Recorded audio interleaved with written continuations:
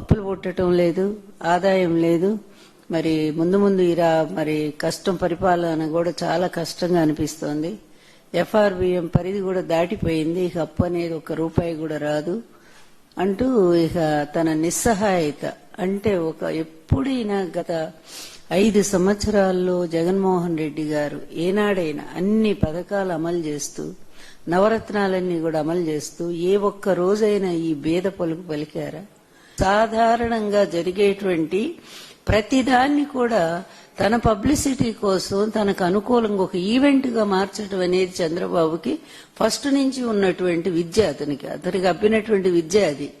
అదే విధానంలో ఆ రోజు అట్లా చేసి పాపం 29 మంది ప్రాణాలు గాల్లో కలిసిపోయేట్టు చేశాడు ఈ మహానుభావుడు ఇతని షో కోసం.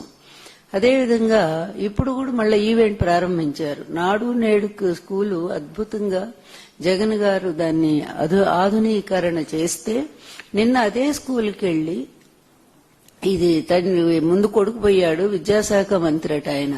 నాకైతే ఉండదు విద్యాశాఖ అవిద్యా మంత్రి వచ్చాడనే అనుకుంటాను నేను ఎప్పుడూ కూడా.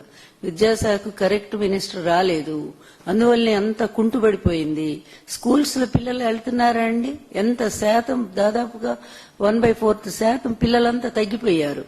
వచ్చిన దగ్గర నుంచి విద్యా వ్యవస్థ సర్వనాశనం అయిపోయింది. నిన్న కూడా ఈ భామిని స్కూల్లో ఒక ఈవెంట్, దానికి షో ప్లాన్ చేశారు. చక్కగా సెట్టింగ్ వేశారు, భారీ సెట్టింగ్.